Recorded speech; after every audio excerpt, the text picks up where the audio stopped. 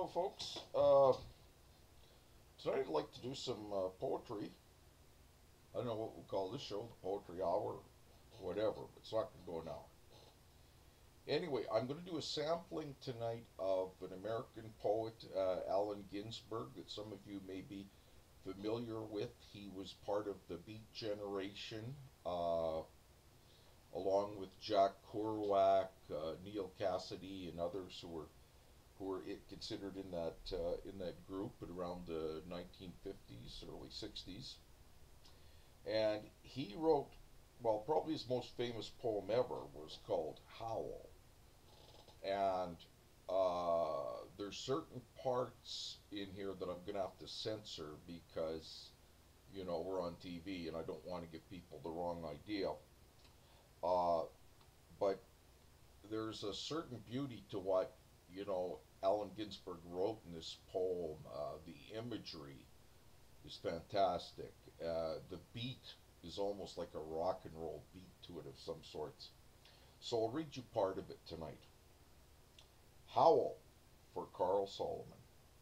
I saw the best minds of my generation destroyed by madness, starving, hysterical, naked, dragging themselves through the Negro streets at dawn, looking for an angry fix. Angel-headed hipsters, burning for the ancient heavenly connection to the starry dynamo in the machinery of night, whose poverty and tatters and hollow-eyed and sat up smoking in the supernatural darkness of Coldwater Flats, floating across the tops of cities, contemplating jazz, who bared their brains to heaven under the L and saw Mohammedan angels staggering on tenement roofs illuminated, who passed through universities with radiant cool eyes, hallucinating Arkansas and Blake-like tragedy among the scholars of war, who were expelled from the academies for crazy and publishing obscene odes on the windows of the skull, who cowered in unshaven rooms and underwear, burning their money in wastebaskets and listening to the terror through the wall, who got busted in their pubic beards returning through Laredo with a belt of marijuana for New York, who ate fire in paint hotels or drank turpentine in Paradise Alley, death or purgatoried their torsos night after night with dreams, with drugs, and with waking nightmares. Incomparable blind streets of shuddering cloud and lightning, and the mind leaping towards poles of Canada and Patterson, illuminating all the motionless world of time between.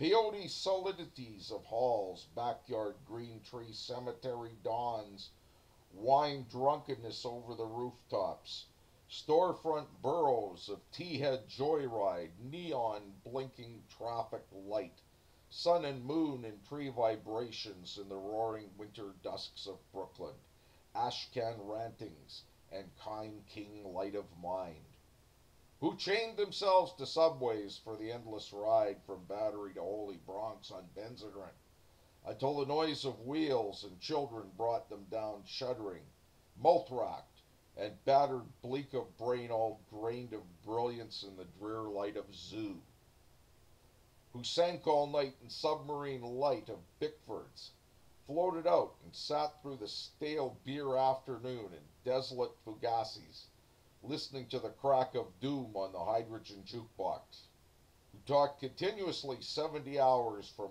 park to pad to bar to Bellevue to museum to the Brooklyn Bridge, a lost battalion of platonic conversationalists jumping down the stoops off fire escapes, off windowsills, off Empire State, out of the moon, yakety-yakking, screaming, vomiting, whispering facts and memories and anecdotes, and eyeball kicks and shocks of hospitals and jails and wars, whose intellects disgorged in total recall for 7 days and nights with brilliant eyes, meet for the synagogue cast on the pavement, who vanished into nowhere, Zen, New Jersey, leaving a trail of ambiguous picture postcards of Atlantic City Hall, suffering eastern sweats and Tangerian bone grindings and migraines of China, under junk withdrawal in Newark's bleak furnished room, who wandered around and around at midnight in the railroad yard, wondering where to go, and went, leaving no broken hearts, who lit cigarettes in boxcars, racketing through snow toward lonesome farms in grandfather night.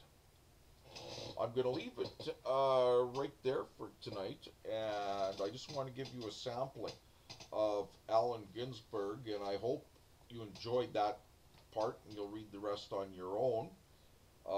In any anthologies of poetry that contain the works of Allen Ginsberg, or in the library, they have collections of his poetry. Bookstores have it, and I just hope you enjoyed the reading tonight. I like poetry myself. I don't understand all of it. Poetry takes a lot of work. You kind of got to chew it slowly and digest it. But sometimes you just get a feel for it, like you do from Allen Ginsberg in Howl, and it's quite dramatic. Okay, and we'll see you shortly.